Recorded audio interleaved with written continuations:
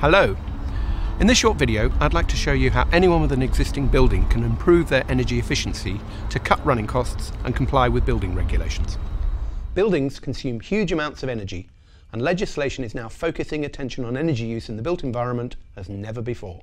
Laws such as ESOS, or the Energy Savings Opportunity Scheme, mean that many buildings will soon have to undergo a regular energy assessment and display an energy label. This will mean that from 2017, landlords with buildings that can't get beyond an F grade will no longer be allowed to let them. So there are big changes coming in which it's no longer possible to ignore.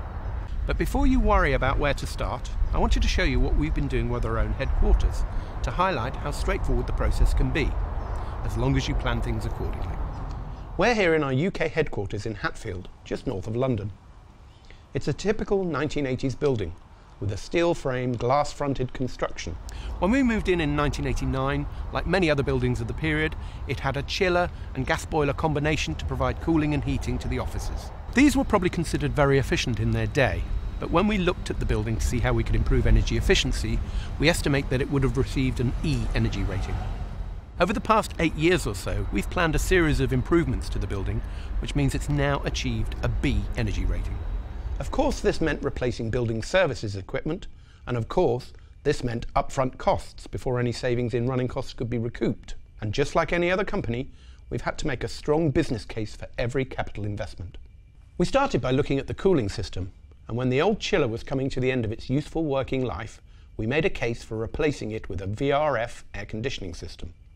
This meant that we were able to cool and heat different parts of the building at the same time. So heat rejected from cooling areas such as the server room could be reused in other parts of the building. When the gas boiler needed replacing, we made the case for removing gas completely off the site and added a heat pump boiler to the air conditioning so that we can use rejected heat energy to supply the hot water for the kitchens.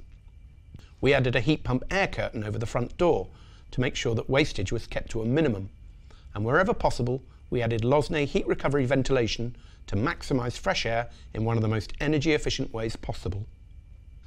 We also introduced photovoltaic panels across the large roof space so that we can generate huge amounts of electricity to supplement our own use and sell excess onto the grid.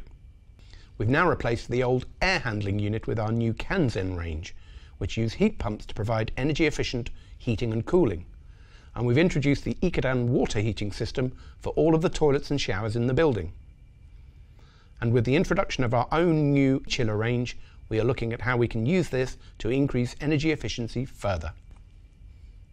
Of course, all of these individual systems really can help in reducing energy use, but we also need to make sure that they are controlled properly so that we can get the heating and cooling systems working together rather than competing with each other.